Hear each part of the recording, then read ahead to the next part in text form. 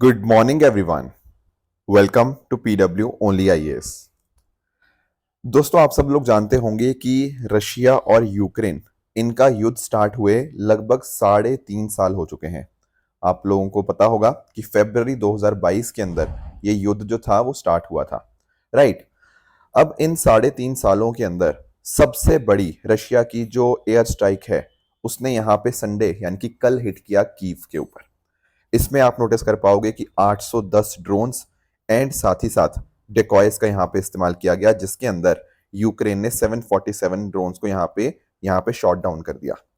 अब उनमें से एक जो पर्टिकुलर ड्रोन की वजह से आपको नोटिस कर पाओगे कि यूक्रेन की जो गवर्नमेंट के हेडक्वार्टर्स हैं कीव के अंदर, उसके ऊपर भी हिट हुआ एंड जिस वजह से यहाँ से आपको स्मोक आती हुई देखने को मिल जाएगी।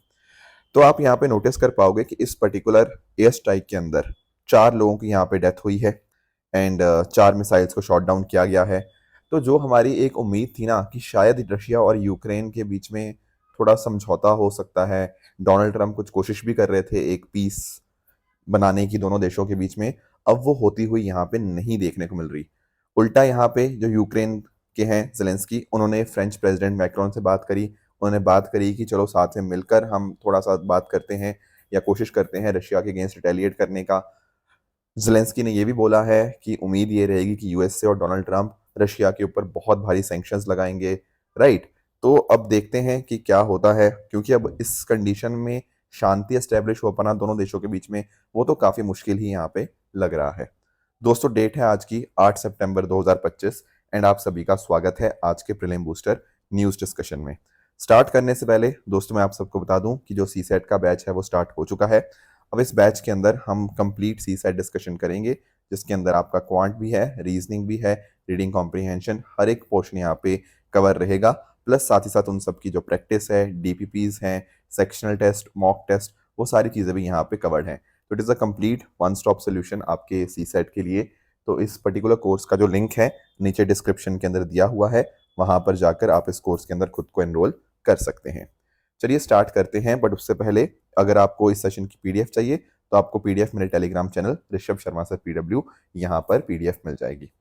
पहला जो टॉपिक हमें डिस्कस करना है वो है 200th बर्थ एनिवर्सरी ऑफ दादा भाई नौरोजी। दोस्तों, grand old man of India, इनको इस नाम से जाना जाता है, दादा भाई नौरोजी जी को। इनकी 200th बर्थ एनिवर्सरी हम 2025 में सेलिब्रेट कर रहे हैं, तो थोड़ा सा इनके बारे में हमें आइडिया होना चाहिए। फैक्चुअल चीजें हैं but let us try and understand. देखो, इनका जन्म जो था वो 1825 में सितंबर 4 को हुआ था, बॉम्बे के अंदर एक पारसी फैमिली में। इन्होंने ग्रेजुएशन अपनी एल्फिंस्टन कॉलेज से करी एंड आपको इंपॉर्टेंट बात जो ध्यान में रखनी है, एल्फिंस्टन कॉलेज में पहले इंडियन प्रोफेसर वो आपके दादा भाई नरोजी जी ही थे। वो लंदन मूव करते हैं एंड साथ साथ वहां पर उन्होंने अपनी खुद की फर्म नरोजी एंड कंपनी 1859 के अंदर एस्टेब्लिश करी। साथ में अगर हम बात करें ना, तो he served as the professor of Gujarati also at University College London. पर मेजर जो क्वेश्चन हमें पता होने चाहिए वो उनके पॉलिटिकल कंट्रीब्यूशन के कॉन्टेक्स्ट में पता होने चाहिए। दोस्तों, इंडियन नेशनल कांग्रेस की एस्टेब्लिशमेंट 1885 के अंदर होती है, राइट। एओ ह्यूम का बहुत इंपॉर्टेंट रोल रहता है इंडियन नेशनल कांग्रेस को एस्टेब्लिश करने के लिए। अब उसके जो ना सेकंड सेशन था, जैसे फॉर एग्जांपल 1886 में जो दूसरा सेशन हुआ था इंडियन नेशनल कांग्रेस का, वो कोलकाता में हुआ था।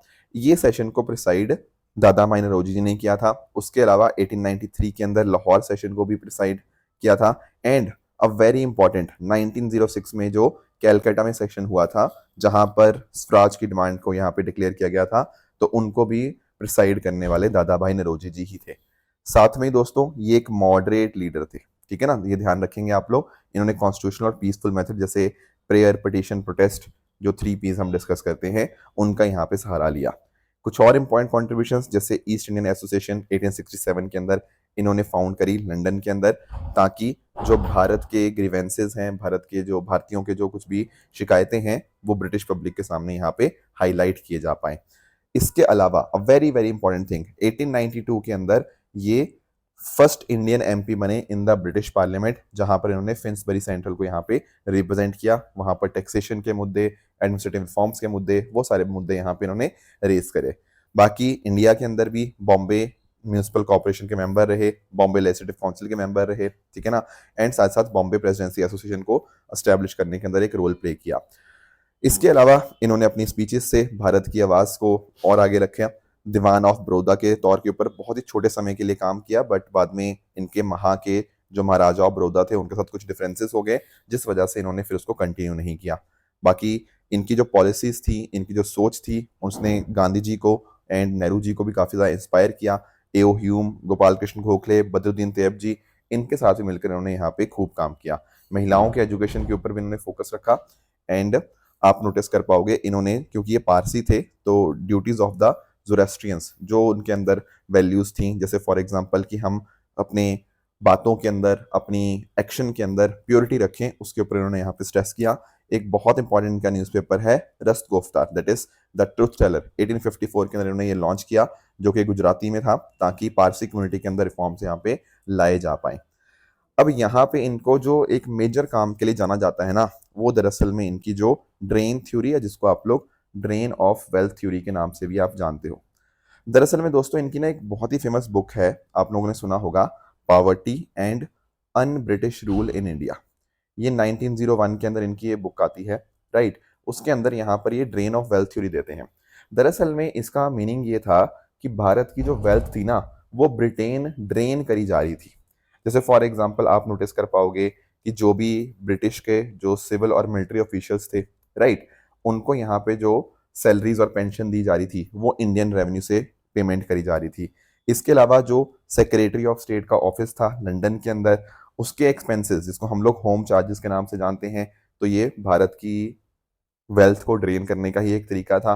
इसके अलावा ब्रिटिश ने जो भारत में इन्वेस्टमेंट करी थी, उसका जो प्रॉफिट था, जो डिविडेंड था, वो सारा का सारा इंग्लैंड यहाँ पे भेजा जा रहा था। इसके अलावा अगर हम बात करें हमारी जो गुड्स थी, ठीक है ना, तो इम्पोर्ट की वजह से भी हमारा इम्पैक्ट हो रहा था भारत के पैसे के ऊपर। बाकी जो बहुत सारे युद्ध थे ना, तो वो सारे के सारे भारत के पैसे से यहाँ पे फाइनेंस किए जा रहे थे ब्रिटिशर्स के द्वारा।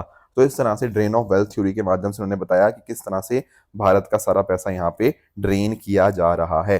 एंड इनफैक्ट इन्होंने एस्टिमेट भी किया कि लगभग 200 से 300 मिलियन पाउंड जो थे ना, वो हर साल भारत से ब्रिटेन ड्रेन किए जा रहे थे। बाकी इन्होंने स्वराज की बात करी, पहले थे जिन्होंने सेल्फ रूल की यहाँ पे बात करी। एंड साथ ही साथ भारत के एस्पिरेशंस और ब्रिटिश पॉलिटिक्स के बीच में एक लिंक की तरह इन्होंने काम किया। एंड इस तरह से गांधी जी, नेहरू जी, तिलक जी, इन सबको यहाँ पे इन्फ्लुएंस किया। तो ये सारी बातें थी दादा भाई नौरोजी जी के regarding the grand old man of India, जो हमें यहाँ पे पता होनी चाहिए। आगे आते हैं दोस्तों, नेक्स्ट टॉपिक हमारे सामने है आयुर्वेद आहार। इसको समझेंगे, पर सबसे पहले मुझे आपको FSSAI के बारे में बताना है। आपके साथ पहले भी मैंने डिस्कस किया हुआ है food safety and standard authority of India के बारे में।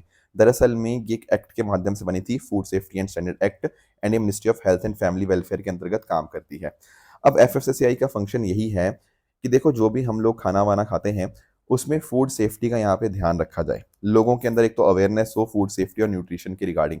बाकी इंपॉर्टेंट ये है कि फूड और ड्रिंक्स के regarding proper quality, proper standards उनको सेटअप करना एंड इंश्योर ये करना कि वो उनको फॉलो किया जा रहा है, वो सारा FSSAI का ही काम है। जैसे फॉर एग्जांपल ना, FSSAI कई बार इंस्पेक्शंस करती है मैन्युफैक्चरिंग कंपनीज में, फूड प्रोसेसिंग कंपनीज के अंदर, ताकि ये देखा जा पाए कि भाई जो स्टैंडर्ड हमने बनाए हैं, क्या उसके हिसाब से चीज़ें फॉलो हो भी रही हैं, नहीं हो रही। बाकी सरकार को कोई साइंटिफिक एडवाइस चाहिए फूड मैटर के अंदर, कुछ आपको फूड कंजम्पशन में या फिर कुछ उसमें कंटामिनेशन किया जा रहा है, जैसे मान लो मैगी वगैरह है, ऐसा तो नहीं कि मैगी में कुछ कुछ डला हुआ है, तो वो सारी चीज़ें FSSAI का ही यहाँ पे आपको काम देखने को मिल जाएगा। अब FSSAI ने क्या किया है, इन्होंने यहाँ पर ना एक नई कैटेगरी बनाई है, उसका नाम क्या है, आयुर्वेद आहार। मान लेते हैं कोई ऐसा बंदा है, कोई ऐसा रेस्टोरेंट है, कोई ऐसी कंपनी है, जिन्होंने मान लो कुछ ऐसा खाना बनाया जो आपके आयुर्वेद के जो प्रिंसिपल्स थे उनको फॉलो कर रहा है ना, तो उसको फिर ये आपको एक तरह से उनको लाइसेंस मिल जाएगा अंडर आयुर्वेद आहार। ठीक है, जैसे फॉर एग्जांपल कुछ ऐसा चीजें आपने देखी जहाँ पे ट्रेडिशनल नॉलेज को आपने इनकॉर्पोरेट किया आयुर्वेद की, तो उस केस में आपको ये लाइसेंस मिलेगा। ठीक है ना, तो कोई दिक्कत ना आए उसके लिए कुछ यहाँ पे टेक्स्ट भी अप्रूव किए गए हैं। जैसे आप लोगों ने ना चरक संहिता सुना होगा, ये थेरेपेटिक्स के रिगार्डिंग है। ठीक है, इसके अलावा आपका सुश्रुत का जो था वो सर्जरी के रिगार्डिंग आपको देखने को मिलेगा। इसके अलावा भाप प्रकाश निगांतु, यहाँ पे मेडिकल सब्सटेंसेस की यहाँ पे बात है। तो जो भी इस तरह से आपके आयुर्वेदिक प्रोडक्ट्स है ना, उनके माध्यम से जो खाना बनेगा, जो आपके अलग अलग आपके चीजें बनेगी, प्रोडक्ट्स बनेंगे, वो यहाँ पे उनको आयुर्वेद आहार का दर्जा यहाँ पे मिलेगा। पर इंपॉर्टेंट बात आपको ध्यान में रखनी है कि आयुर्वेदिक ड्रग्स प्रोप्राइटरी मेडिसिन या नारकोटिक्स वगैरह, ये सब इसमें नहीं इंक्लूड होते। कि कल को ऐसे नहीं कि किसी ने भांग वगैरह बोल दिया कि हाँ ये भी आयुर्वेद के अंदर ही है और खाने के अंदर वो भी आ गया, राइट। तो वो सब चीज़ें नहीं होनी चाहिए, राइट। तो ये सब चीज़ें हैं जिनको हमें यहाँ पे थोड़ा इनका यहाँ पे ध्यान रखना है आयुर्वेद आहार के अंतर्गत। बाकी आप नोटिस कर पाओगे कि इसके अंतर्गत अगर हम बात करें तो मैन्युफैक्चरर्स को यहाँ पे कुछ लाइसेंसेस मिल सकते हैं, ताकि इंश्योर ये किया जा पाए कि उनको ये पर्टिकुलर लाइसेंस उनको मिल जाए, लोगों का ट्रस्ट इन चीज़ों के ऊपर यहाँ पे बढ़ेगा, ठीक है, प्रोडक्ट एक्सपेंशन हो पाएगा। इसके अलावा अगर हम बात करें तो कहीं ना कहीं न्यूट्रिशन और मेडिसिन को यहाँ पे ये ब्रिज कर रहा है। एंड आप नोटिस कर सकते हो कि जो आपके फूड बिजनेस ऑपरेटर्स होते हैं ना, एफबीओस, राइट, उनको यहाँ पे बहुत आराम से यहाँ पे चीज़ों की रिगार्डिंग क्लैरिटी मिल पाएगी, उसमें कोई भी दिक्कत यहाँ पे नहीं आने वाली, ठीक है ना। तो इसके लिए इनफैक्ट ना एक अलग से आप नोटिस कर पाओगे कि आयुर्वेद आहार तो है ही है, ये कहाँ पे मिलेगा, आप नोटिस कर पाओगे एक सिस्टम बना है, that is food safety and compliance system.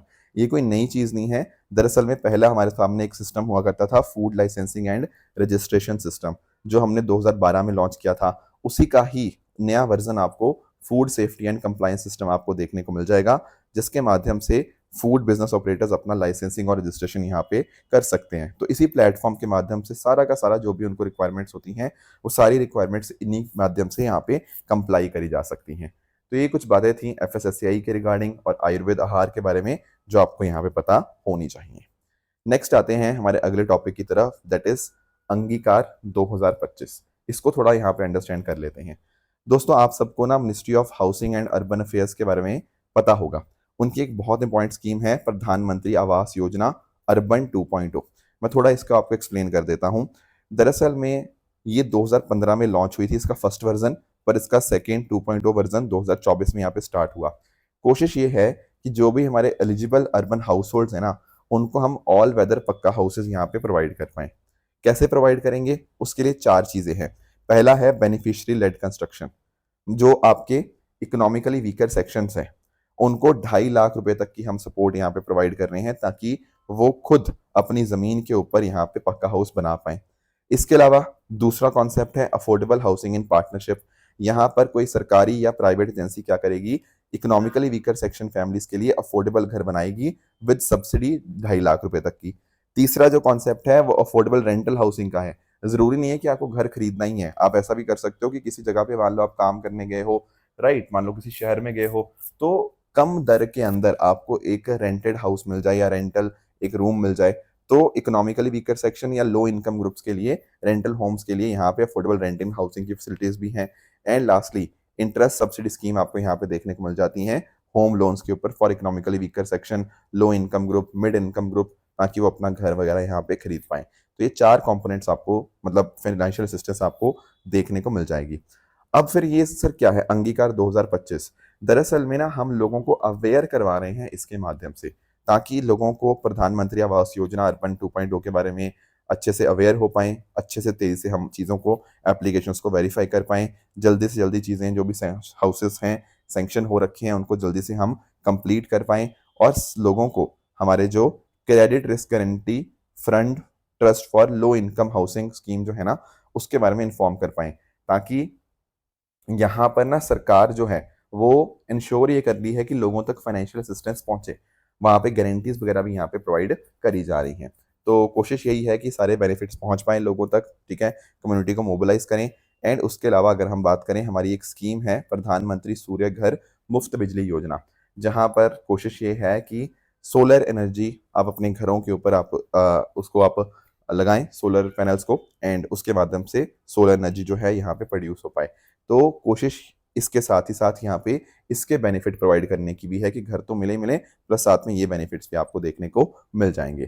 तो आने वाले दिनों के अंदर 17 सितंबर 2025 को, ठीक है ना, इसका आप नोटिस कर पाओगे आवास दिवस यहाँ पे सेलिब्रेट किया जाएगा। एंड साथ ही साथ प्रधानमंत्री आवास मेला शहरी, ठीक है, तो ये आपका जो भी आपके बड़ी सिटीज होंगी उनके डिस्ट्रिक्ट हेडक्वार्टर्स या फिर बड़ी बड़ी सिटीज के म्यूनिसिपल कॉर्पोरेशन या इन जनरल स्टेट्स के डिस्ट्रिक्ट हेडक्वार्टर्स में इस तरह से आपके इवेंट्स होते हुए देखने को मिल जाएंगे। तो 2 महीने का ये कैंपेन रहेगा एंड 5,000 अर्बन लोकल बॉडीज को यहाँ पे कवर किया जाएगा। लोगों को यहाँ पे जन भागीदारी मूवमेंट के अंतर्गत घर घर जाकर लोन मेलास के माध्यम से, कल्चरल इवेंट्स के माध्यम से लोगों को अवेयर करवाया जाएगा। नेक्स्ट आते हैं अगले टॉपिक की तरफ, that is your port based green hydrogen pilot project. थोड़ा इसको अंडरस्टैंड करते हैं। दोस्तों आप लोगों को ना अलग अलग हाइड्रोजन की टाइप्स के बारे में पता होगा। जैसे एक होता है आपका ग्रीन हाइड्रोजन, सॉरी एक है आपका ग्रे हाइड्रोजन। ग्रे हाइड्रोजन की जब हम बात करते हैं ना, यहाँ पर हम लोग फॉसिल फ्यूल से, जैसे आपका नेचुरल गैस हो गया या कोयला हो गया, इन सब प्रोसेसेस से आप यहाँ पे हाइड्रोजन को बनाते हैं। एंड इससे दिक्कत पता क्या आती है, इसका बाई प्रोडक्ट आपको कार्बन डाइऑक्साइड देखने को मिल जाता है, तो इससे काफी ज्यादा पोल्यूशन होता है। जब हम बात करते हैं दोस्तों ब्लू हाइड्रोजन की, तो ब्लू हाइड्रोजन में प्रोसेस तो सब कुछ सेम है, पर जो भी कार्बन डाइऑक्साइड यहाँ पे जनरेट हुई ना, उसको हम लोग कार्बन कैप्चर एंड स्टोरेज के माध्यम से उसको यहाँ पे कम कर देते हैं। तो आप ऐसा कह सकते हो कि ये ग्रे से आपको बेहतर देखने को मिल जाएगी, क्योंकि जो भी कार्बन जनरेट हुई उसको हमने कैप्चर एंड स्टोरेज उसका यहाँ पे कर दिया है। पर जो ग्रीन हाइड्रोजन ना, ये सबसे बढ़िया आपको देखने को मिल जाती है। क्यों? क्योंकि ये हमारा रिन्यूएबल एनर्जी, जैसे आपका सोलर, विंड, हाइड्रो पावर, इन सब से यहाँ पे हम करते हैं। एंड प्रोसेस क्या है यहाँ पे, इलेक्ट्रोलिसिस का। ठीक है ना। आप इसमें नोटिस कर पाएंगे कि यहाँ पर कार्बन डाइऑक्साइड की इमिशंस यहाँ पे नहीं होती, यहाँ पर आपका वाटर और ऑक्सीजन ही इसके केवल और केवल बाय प्रोडक्ट होते हैं, इसीलिए काफी अच्छा यहाँ पे माना जाता है। मेजर ये तीन है, पर इसके अलावा भी हैं, जैसे फॉर एग्जाम्पल आपका ब्लैक हाइड्रोजन आप यहाँ पे देख पाओगे, ये कोल गैसिफिकेशन से यहाँ पे प्रोड्यूस होता है। यहाँ पर भी खूब सारा कार्बन डाइऑक्साइड और पॉल्यूटेंट्स आपको देखने को मिल जाएंगे। फिर there is pink hydrogen. Pink hydrogen कई बार इसको हम लोग रेड या पर्पल हाइड्रोजन के नाम से भी जानते हैं। दरअसल में यहाँ पे न्यूक्लियर एनर्जी का पावर सोर्स के तौर पे इस्तेमाल होता है, एंड ये भी इलेक्ट्रोलिसिस के माध्यम से प्रोड्यूस किया जाता है। उसके अलावा आपका टर्क्वाइज हाइड्रोजन है, जहां पर आप नेचुरल गैस और आप मिथेन पायरोलिसिस के माध्यम से यहाँ पे नेचुरल गैस को स्प्लिट करते हो into hydrogen and solid carbon. And lastly आपका येलो हाइड्रोजन आपको देखने को मिल जाएगा, जहां पर सोलर पावर को स्पेसिफिकली हम यहाँ पे इस्तेमाल करते हैं। तो दरअसल में ये तो टाइप्स ऑफ हाइड्रोजन हो गया, पर हमें यहाँ पे फोकस किसके ऊपर करना है, ग्रीन हाइड्रोजन के ऊपर। तो ग्रीन हाइड्रोजन मैंने आपको बता ही दिया किस तरह से पानी को स्प्लिट किया जाता है into hydrogen oxygen through electrolysis, जो कि रिन्यूएबल एनर्जी के माध्यम से होता है। अब यहाँ पे आप अंडरस्टैंड कर पाएंगे कि हमारे यूनियन मिनिस्टर ऑफ पोर्ट्स ने इंडिया का पहला port based green hydrogen pilot project आपका यहाँ पे इनॉग्रेट किया है। कहाँ पर? आपका तमिलनाडु के अंदर वीओ चिदम्बरम पोर्ट, जो आपको देखने को मिलेगा थूटीकुड़ी में, तो वहां पर आपका ये चीज करी गई है। तो ये पहला आपका इस तरह से green hydrogen pilot project port complex में आपको देखने को मिल जाएगा। अब ये पोर्ट अपने आप में बहुत ज़्यादा इंपॉर्टेंट हो जाता है ग्रीन हाइड्रोजन के कॉन्टेक्स्ट में, क्योंकि यहाँ पर इसकी जो कैपेसिटी होगी that will be 10 normal cubic metre per hour, और इसको लगभग 4 करोड़ के खर्चे से यहाँ पे कंप्लीट किया गया है। तो पोर्ट कॉलोनी के अंदर जितनी भी स्ट्रीट लाइट्स हैं, इलेक्ट्रिक व्हीकल चार्जिंग स्टेशन है, उसके लिए यहाँ पे इसका इस्तेमाल होगा, और ऐसा करने वाला ये भारत का पहला पोर्ट आपको देखने को मिल जाएगा। दरअसल में ना ये जो पोर्ट है, इसका पहले जो नाम हुआ करता था ना, वो ट्यूटिकोरिन पोर्ट आपका हुआ करता था, पर इसका नाम अभी रिसेंटली चेंज कर दिया गया है, एंड वीओ चिदम्बरम पोर्ट आपको यहाँ पे देखने को मिल जाएगा। इन जनरल अगर हम बात करें ना, तो आप नोटिस कर पाओगे कि तमिलनाडु में सबसे बड़ा जो पोर्ट है वो चेन्नई पोर्ट है। चेन्नई पोर्ट के बाद जो सेकंड लार्जेस्ट पोर्ट है तमिलनाडु के अंदर, वो यही पोर्ट आपको देखने को मिल जाएगा। ओवरऑल अगर हम बात करें, ठीक है, तो उसमें आपका थर्ड लार्जेस्ट कंटेनर टर्मिनल जो है वो यही पोर्ट आपको देखने को मिलता है। अब इसका नाम सर ऐसे क्यों है वीओ चिदम्बरम पिल्लई? दरअसल में ना ये हमारे एक बहुत फेमस फ्रीडम फाइटर थे, ठीक है, इनका बहुत बहुत इंपॉर्टेंट रोल रहा हमारी जो फ्रीडम स्ट्रगल के अंदर। बाकी ये ना मैरीटाइम के कॉन्टेक्स्ट में भी इनका नाम बहुत ज़्यादा जाना जाता है कि इन्होंने बहुत सारी शिप्स को सेल किया था, ठीक है। बाकी लॉयर भी थे, एंड साथ ही साथ बाल गंगाधर तिलक जी से काफ़ी इंस्पायर हुए। 1905 के अंदर जो स्वदेशी मूवमेंट होती है, उसको तमिलनाडु के अंदर लेके आने का काम इन्होंने ही यहाँ पे किया था, तो इसीलिए यहाँ पे इनके नाम के ऊपर आपको नोटिस करने को मिलेगा ये जो पर्टिकुलर पोर्ट है। तो ये कुछ बातें थी जो आपको यहाँ पे पता होनी चाहिए। नेक्स्ट आते हैं हमारे अगले टॉपिक की तरफ, दैट इज सावित्रीबाई फुले जी। दोस्तों प्रधानमंत्री जी ने इनके कंट्रीब्यूशन को यहाँ पे फिर से एक बार रिकॉग्नाइज किया है, एंड इनफैक्ट इनके ऊपर मेंस के अंदर भी यूपीएससी में क्वेश्चन पूछा हुआ है, एंड आगे भी क्वेश्चन इनके ऊपर आएंगे ही, क्योंकि बहुत यहाँ पे इनके रिगार्डिंग हमारी जो सरकार है बहुत बात यहाँ पे इनके रिगार्डिंग कर रही है। तो थोड़ा सा अंडरस्टैंड करते हैं। दरअसल में सावित्रीबाई फुले जी का जन्म जो था वो 1831 के अंदर नए गांव महाराष्ट्र के अंदर हुआ था, माली कम्युनिटी में। इनकी बहुत ही कम उम्र के अंदर ज्योतिबा फुले जी से यहाँ पे शादी हो जाती है, एंड इंडिया की पहली फीमेल टीचर सावित्रीबाई फुले जी को ही माना जाता है and she became the first women head mistress of a girls school. इनकी जो डेथ थी 1897 में होती है, जब वो कहीं ना कहीं पेशेंट्स को सर्व कर रही थी प्लेग कॉन्ट्रैक्ट करने के बाद। कंट्रीब्यूशन की बात करते हैं, दरअसल में 1848 के अंदर पहला गर्ल्स स्कूल इनके द्वारा ही फाउंड किया गया एट भिडेवाड़ा पुणे, मतलब ज्योतिबा फुले जी और सावित्रीबाई फुले जी ने मिलकर यहाँ पे इसको फाउंड किया था। बाकी और भी बहुत सारे स्कूल इनके द्वारा ओपन हुए हैं शूद्रास के लिए, अतिशूद्रस के लिए। एंड पुणे यूनिवर्सिटी जो है ना, उसका नाम सावित्रीबाई फुले पुणे यूनिवर्सिटी इन्हीं के ऑनर में यहाँ पे रखा गया है। कुछ इंपॉर्टेंट काम अगर हम यहाँ पे नोटिस करें, एक तो ये है कि इन्होंने बाल हत्या प्रतिबंधक गृह इसको 1853 में एस्टैब्लिश किया, ताकि जो रेप विक्टिम के बच्चे हैं या फिर जो महिलाओं का फीमेल इन्फेंटिसाइड, बच्चियों का इन्फेंटिसाइड आपको देखने को मिलता है, उनको यहाँ पे प्रोटेक्ट करने के लिए ये बाल हत्या प्रतिबंधक गृह को एस्टैब्लिश किया गया। इसके अलावा चाइल्ड मैरिज के अगेंस्ट उन्होंने फाइट किया, सती सिस्टम, डॉरी सिस्टम हो गया, उसके अगेंस्ट फाइट किया और कोशिश करी कि विडो रीमैरिज यहाँ पे पॉसिबल हो पाए। इनफैक्ट ज्योतिबा फुले जी के भी सिमिलर काम आपको देखने को मिल जाएंगे। 1873 के अंदर सत्यशोधक समाज की एस्टेब्लिशमेंट करी जाती है एंड इन्होंने ही सत्यशोधक पहली मैरिज यहाँ पे इनिशिएट करी। एक ऐसी शादी जहां पर कोई दहेज नहीं था, कोई ब्राह्मण प्रीस्ट या फिर ब्राह्मिकल रिचुअल्स का इस्तेमाल नहीं हुआ था उसके अंदर। इसके अलावा 1896 के फेमिन के अंदर इन्होंने बहुत इंपॉर्टेंट रोल प्ले किया एंड 1897 के बुबोनिक ब्लॉक के अंदर इन्होंने यहाँ पे एक क्लिनिक भी यहाँ पे ओपन किया। बाकी क्योंकि देखो बहुत सारे ऐसे पहले रिचुअल्स थे या ऐसे कुछ सुपरस्टिशंस थे कि जो सो कॉल्ड लोअर कास्ट हैं उनको पानी का एक्सेस नहीं देना, उनको वेल का एक्सेस नहीं देना, तो इसीलिए इन्होंने अपने खुद के घर में ही एक वेल ओपन कर दिया था उन कम्युनिटीज के लिए। इसके अलावा शेल्टर फॉर वुमेन इन्होंने एस्टेब्लिश किया। साथ ही साथ इनको इंडियन फेमिनिज्म की मदर के नाम पे भी यहाँ पे जाना जाता है, क्योंकि इन्होंने ही बहुत सारी महिलाओं के राइट्स जो हैं वो एक तरह से दिलवाने स्टार्ट किए। काव्या फुले इनकी एक इंपॉर्टेंट लिटरेरी कॉन्ट्रीब्यूशन है एंड साथ साथ भवन काशी सुबोध रत्नागर भी इनका ही इंपॉर्टेंट काम आपको देखने को मिल जाएगा।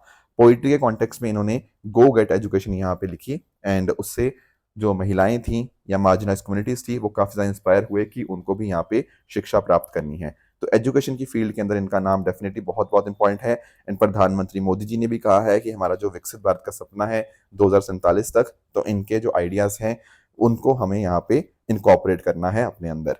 बाकी इनके अंदर जो वैल्यूज आपको देखने को मिलती हैं वो है एगलिटेरियनिज्म की, कि कोई भी इंसान किसी भी कास्ट का हो, किसी जेंडर का हो, फर्क नहीं पड़ना चाहिए, सबको इक्वल यहाँ पे राइट्स यहाँ पे मिलने चाहिए। जस्टिस की बात करी, कंपैशन की बात करी, जैसे मैंने आपको बताया कि प्लेग विक्टिम्स के लिए किस तरह से उन्होंने अपना काम किया, डिस्पाइट अपनी यहाँ पे अपनी हेल्थ को ध्यान में ना रखते हुए उनके लिए यहाँ पे सेवा में उनकी लगी रही। तो इस तरह से क्लियरली आप नोटिस कर पाओगे कि सोशल ऑर्थोडॉक्सी को उन्होंने कंसिस्टेंटली चैलेंज किया। तो ये कुछ चीजें थी जो आज हमें डिस्कस करनी थी। बात रही दोस्तों ट्रू एंड फॉल्स स्टेटमेंट्स की, यहाँ पर आपके सामने कुछ स्टेटमेंट्स हैं, इनको आप पढ़िएगा, बताइएगा इनमें से कौन सा सही है कौन सा गलत है। एंड साथ में ही जो सैटरडे मैंने आपको होमवर्क दिया था, एक था महाबोधि टेम्पल के रिगार्डिंग, तो पहली जो स्टेटमेंट है यहाँ पे महाबोधि टेम्पल के रिगार्डिंग ये बिल्कुल करेक्ट है। 2002 के अंदर ही यूनेस्को वर्ल्ड हेरिटेज साइट का दर्जा मिला था। स्टेट ऑफ मलक्का की दोस्तों बात करें तो ये तो आपका जो अंडमान सी है जो कि इंडियन ओशन में है, और जो साउथ चाइना सी आपको देखने को मिलता है पैसिफिक ओशन के अंदर, उन दोनों को कनेक्ट करता है, इसलिए सेकंड स्टेटमेंट आपका इनकरेक्ट हो जाएगा। नारकोटिक्स कंट्रोल ब्यूरो जो है वो बिल्कुल मिनिस्ट्री ऑफ होम अफेयर्स के अंतर्गत ही काम करता है, दैट इज करेक्ट। NIRF की जो रैंकिंग थी वो 2014 के अंदर नहीं बल्कि ये तो 24 में नहीं बल्कि 2016 ऑनवर्ड्स यहाँ पे स्टार्ट हुई थी, तो ये चौथा स्टेटमेंट आपका यहाँ पे गलत हो जाएगा। दोस्तों ये थी हमारी आज की डिस्कशन। इसी तरह से आप सब लोग अपने एंड पे हार्डवर्क करते रहिए। Thank you so much for joining, all the very best, keep working hard, thank you so much.